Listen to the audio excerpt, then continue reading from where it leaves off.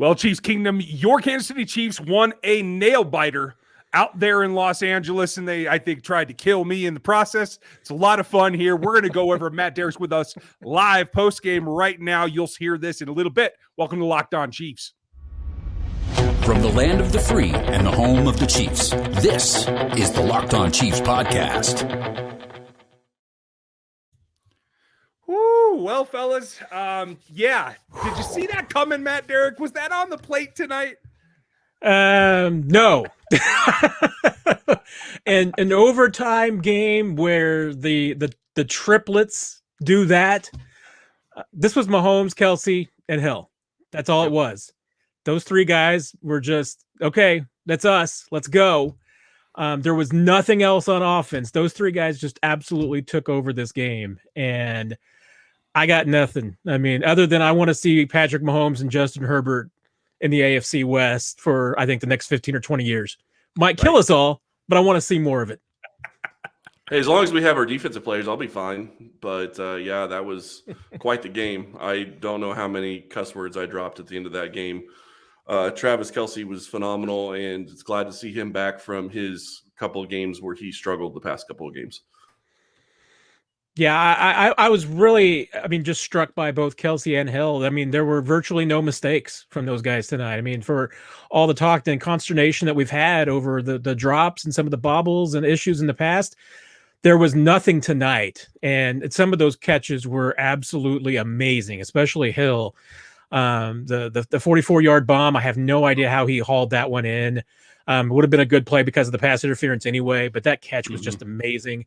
And that grab on that fastball along the baseline of the end zone, hit him in the face mask, didn't it? That was the kind of throw in the ball that, earlier in the season, bouncing off hands and getting away, and he puts it away there. I mean, maybe if this isn't the game that puts away all the ghosts that the Chiefs have had earlier this season of mistakes, I don't know what it is. I mean, this is the cardiac Chiefs again. They are back and doing it all.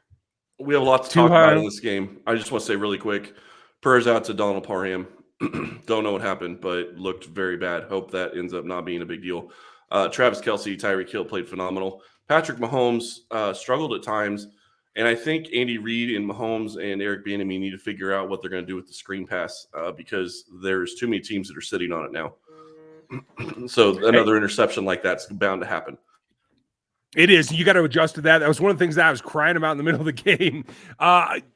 Before we get into Patrick, we'll hit him next segment, but let's not just stay on the offensive side because that defense had a couple ups and downs, looked terrible against the run all night long, except for maybe one drive, but they stood up and they made plays and they made stands and they weren't willing to give up without Chris Jones, without Willie Gay, who I think was just as much a loss here, specifically in the run game, as Chris Jones, without L'Jarius Sneed. Matt, did you think that they could withstand and make those kind of stands? What stood out to you most about them? Bill, I definitely thought that the Chiefs could still win this game, even with the losses that they had. I still felt like this was a game that they could win because it's the character of this team. I mean, and I think that's what you absolutely saw them win with was character tonight. I mean, that's what came through.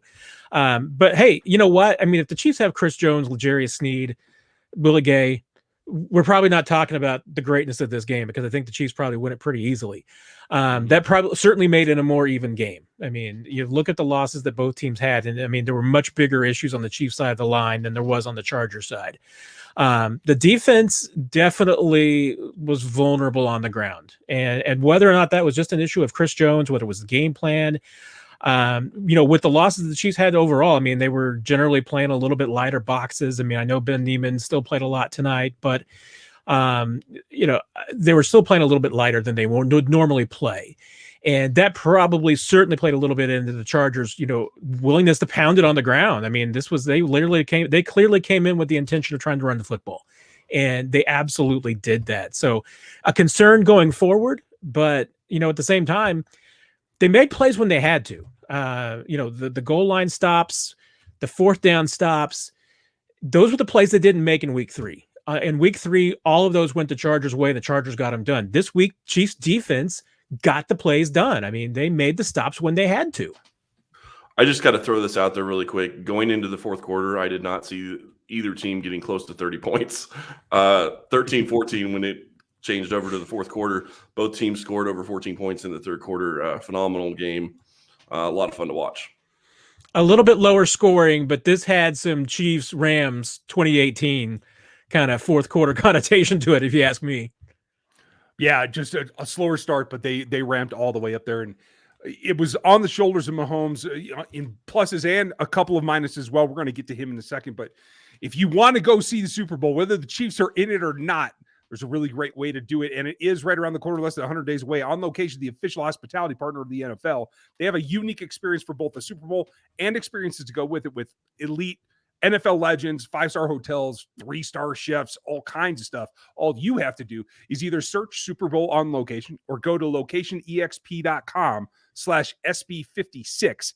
That's locationexp.com/SB56. And you can have a shot at this. I have a feeling about this Super Bowl after tonight. Let's get there with On Location. And if you're going to play fantasy, the only way to really do it, the way that it was meant to be, because nobody plays fantasy sports to lose, is to get with Stat Hero. Winning feels a whole lot better, and you can understand that tonight, can't you, Chiefs Kingdom? Here's the crazy part. Stat Hero lets you pick their lineups before you play and just handpick the team that you want to face one-on-one. That's the big thing. It's head-to-head. I think Chris and I will probably do this next season just so we can bash each other about. It'll be fun. With Stat Hero, you're the one in control of the stakes. You can make all your decisions, and it's head-to-head. It's exactly what fantasy sports are meant to do. All you got to do is sign up right now for free. Use our code LOCKEDON at stathero.com. You get a 100% deposit bonus, and you can get into the action right now. Terms and conditions do apply, but remember, use that code LOCKEDON at stathero.com. This was a game up and down. I mean, can I just take 1 second? Just 1 second. How about the fullback to start the game? Okay, can we just go there for a minute? I knew you'd be happy about that. I was that going to say, opening drive was game all ball? Mike Burton. I don't want to drop that too early, but I think he might be getting Ryan's game ball. All of them. I mean, it was good to see just from a conventionality point. They tried to be a little physical up front at first too. I thought that was well conceived, and at least it set them up for a little bit. Middle of the game seemed like a drought for me. Patrick was, quite frankly, inaccurate a good portion of this ball game, and to the point where there were opportunities that were missed because of it. Not something that we say a whole lot. Like you said earlier, Matt, it's usually drops. It's usually guys being out of position or trying to run the ball before they have in their grasp or that kind of things. Were you surprised at how up and down Mahomes was tonight?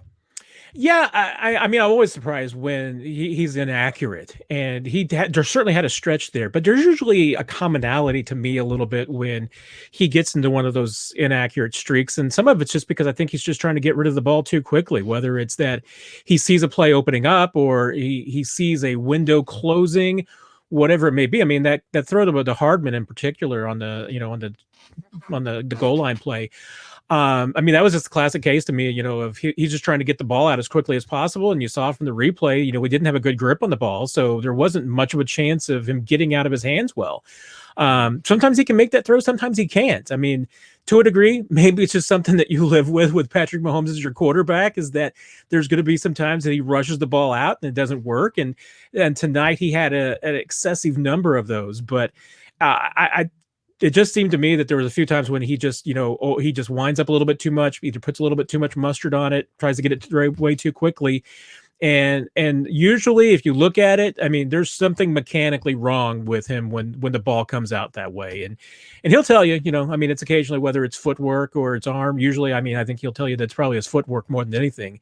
But a couple times today, I think it was grip, so that's going to happen.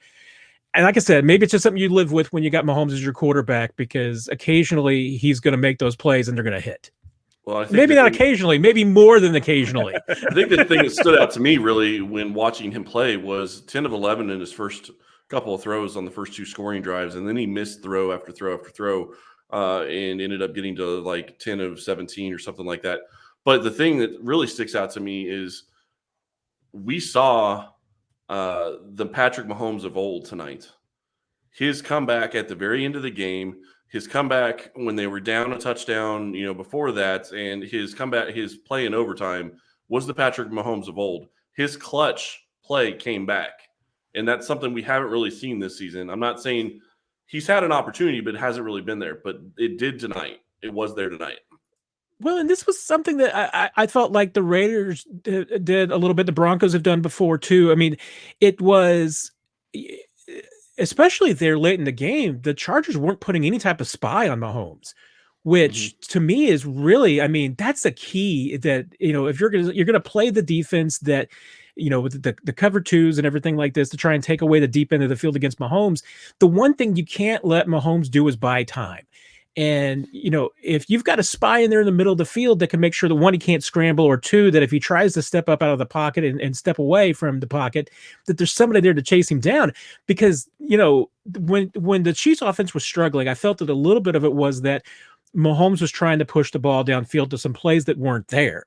But when things started going better later in the game, it wasn't that the problem wasn't that he was pushing the ball downfield. The great thing is that he was extending plays. I mean, that's what Mahomes does.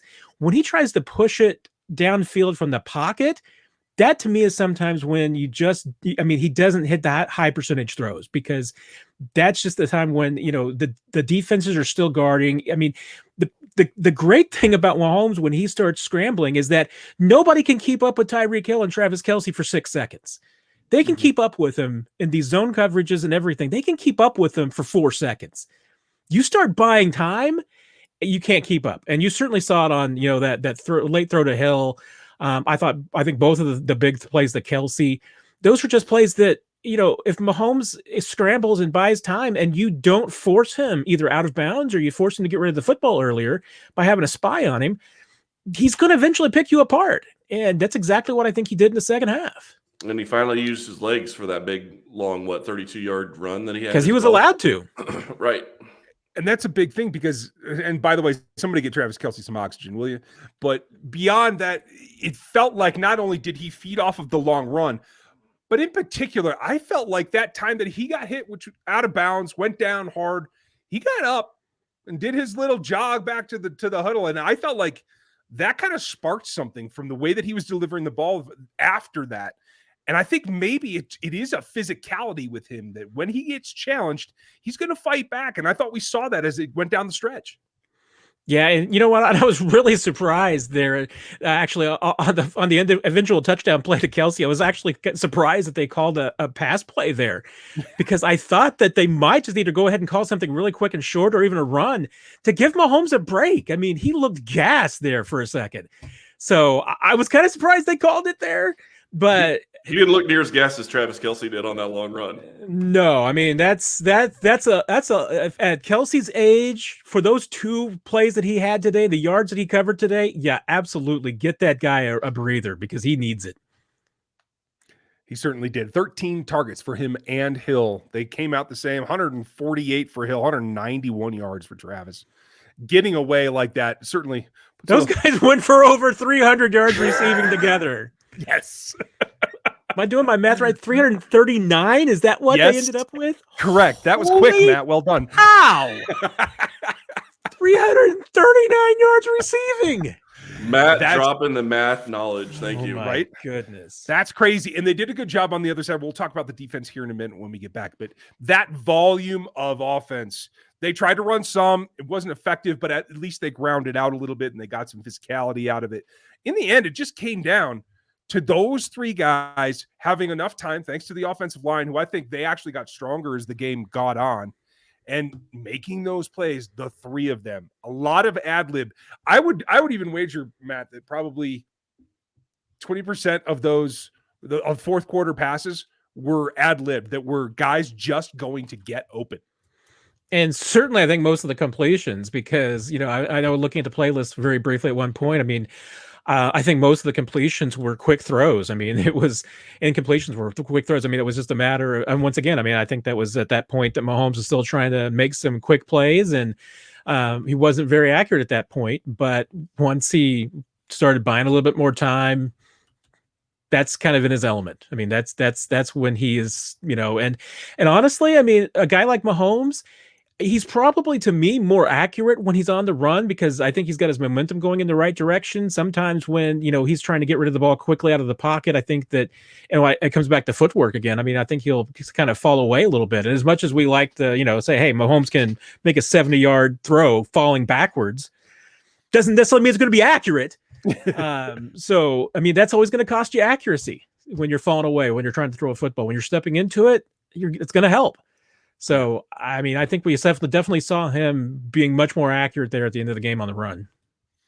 We have to give some love to the defense. We have to talk about this Herbert Mahomes competition. We have to give out our game balls.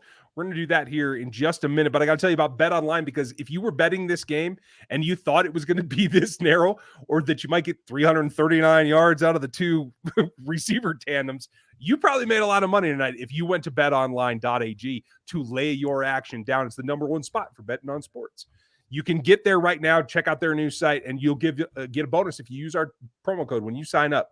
50% on your dollar tonight, tomorrow, whenever, when you use Locked On and you sign up for that at betonline.ag, the fastest and easiest way to bet all of your sports action. BetOnline, where the game starts. And then you got to pick up some food on the way home, because these things are like gold. You have to have Built Bars. They are the perfect holiday snack. You can replace candy bars because they taste just as good, and they're actually healthy and protein-filled, low in carbs, low in net sugars, low in everything bad, and full of holiday goodness. That's my line for the day. Lots and lots of flavors, and they're putting out like one every day for the next week. Gingerbread, all kinds of crazy things. You got to go to Built.com to find all that stuff. And when you do, make sure you tell Santa that, you want some Built Bars under the tree instead of cookies. It works out really well. Just use our normal promo code, LOCKED15 at Built.com. You'll get 15% off of your order. That's LOCKED15. That's 15% off of your order at Built.com. You can still get them by Christmas, so make sure you go check those out today. Now, I want to make sure, because generally I will power through, and I want to be the one that remembers. We had some bad run defense, but I want everybody in Chiefs Kingdom to hear me say this. Dan Sorensen makes some good plays. Ben Neiman made a huge play. Credit to Turk Wharton as well. Hitch made a couple of plays there. Everyone seemed to stand up when they needed to, especially in those fourth downs that Staley, you knew, was just going to cram down their throats. When you talk about Ben Neiman, I just got to say, I don't know how he put that fumble. If you watch the replay, he is on the outside of where that ball is. The Chargers player looks like he is on top of it, and Neiman is the one that comes up with the ball. I think Mike Dana got his hands on it too. Good for Mike. Hey, you never know what happens at the bottom of those piles, and I don't think we want to know what happens at the bottom of those piles. I would imagine that is the case. I'm too old for that. At the end of the day, this was a team win because it took both sides. Justin Herbert is a great quarterback, and we are, like you said earlier, Matt, lucky to see this matchup for the next however long that this goes on. But is it to the point now that as a team, they're able to compete consistently? Obviously, they beat the Chiefs earlier in the year, took them to overtime this game. Is this going to be something we just have to deal with for the next 5 or 10 seasons? Well, hey, things can always change. I mean, the Chargers have had the talent, I think, over the last few years, and they just have had such bad luck. I mean, injuries have killed them. They lost inexplicably close games that have killed them. I think they've got a good coach right now. I'm not as enamored with some of the play calling and some of the decision making of Brandon Staley. I mean, I am probably middle ground when it comes between old school football and new school analytics. But I have some quibbles.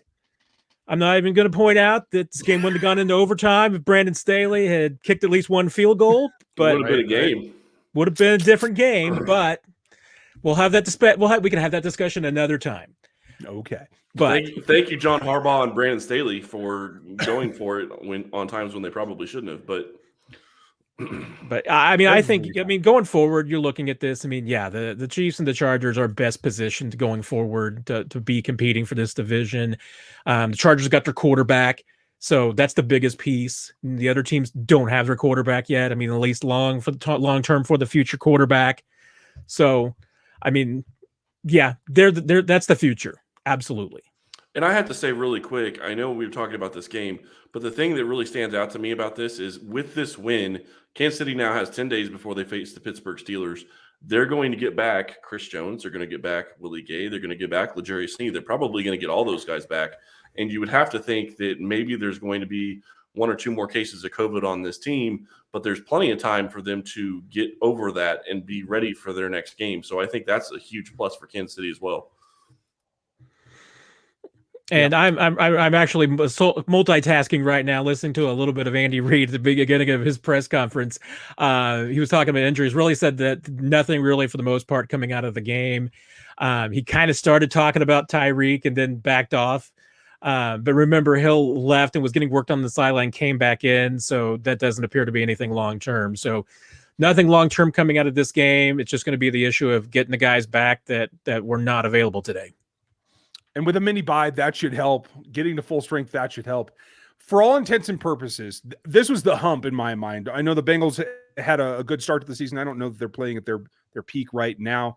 You can say that at least for the division, this head-to-head here made the big difference. The Chiefs look to be in the driver's seat for the AFC West title and still in contention for the number one.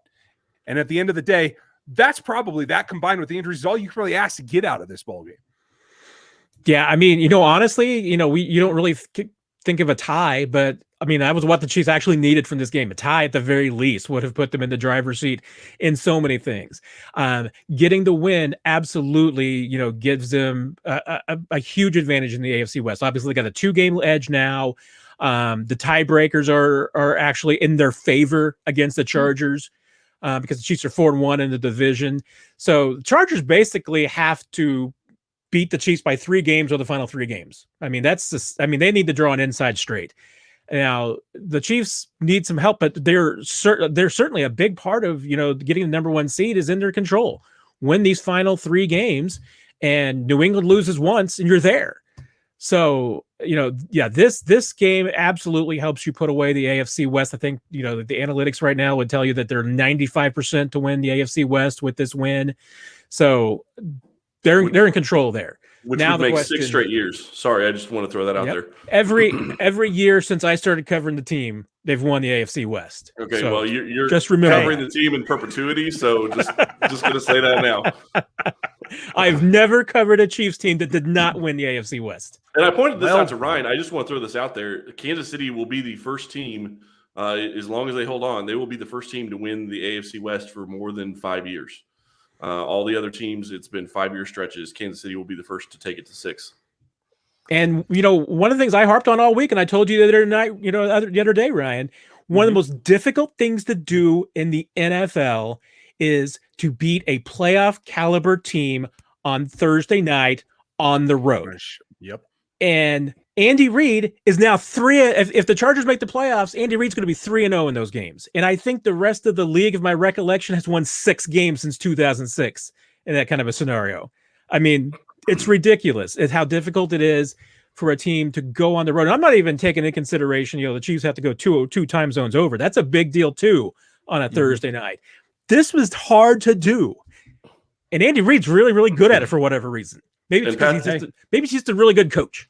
And Mahomes is what, 11 and is now what, 12-0 against 12-0 on the road in the division. Yeah. In the division. Whew, that's crazy.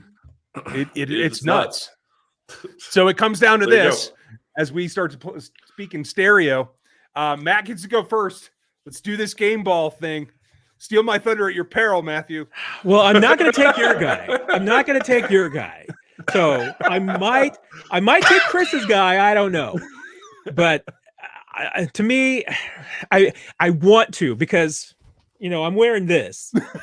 I want to say Nick Bolton, because Nick Bolton was fantastic. He played phenomenal. I think he had 14 tackles. I think he broke up 3 passes. He forced that first interception. Fantastic. Best game of his career, right?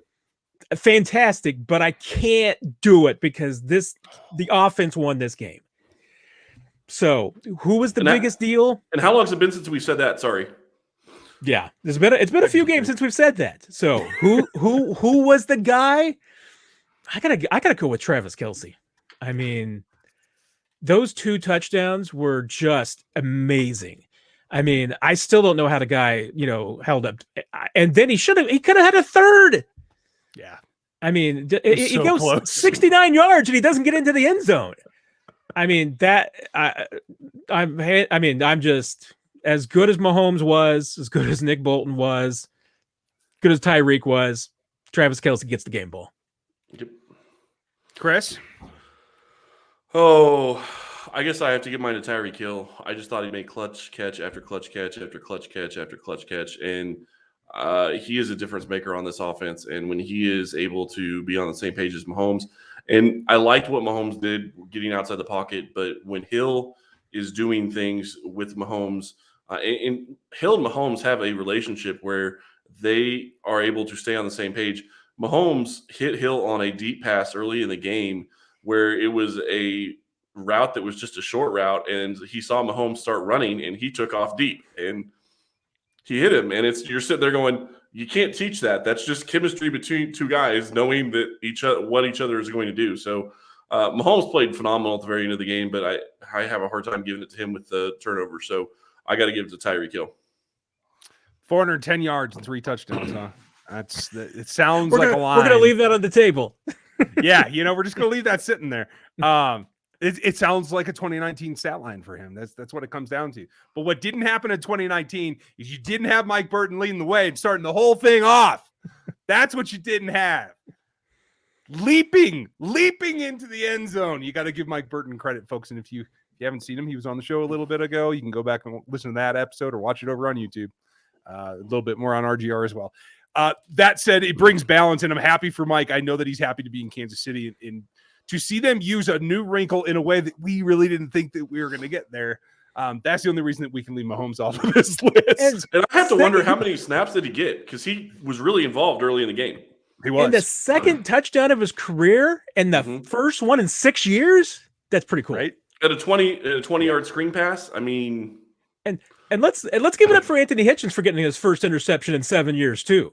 Yeah, true. Good point. And honorable mention, I think Lucas Niang played very well. I just want to throw that out there. I know he gave up the sack fumble to Joey Bosa, but I think he played pretty well for his first game back. Yeah, we'll take a look at the pressure rates as they come out here in the next day or two, folks. We'll try to get Matt back from his mini vacation for next week. It'll be fun. Thank you for listening to us today. Matt, thanks for staying up with us. We'll let you get to the pressers and whatnot. Check it all out on ChiefsDigest.com, folks. Thanks, Matt. Thanks, guys. I hope everybody gets a good night of rest. Enjoy it. We'll be back with you at some point. I know you guys are really excited, so thank you for listening to us today. We'll check you next time.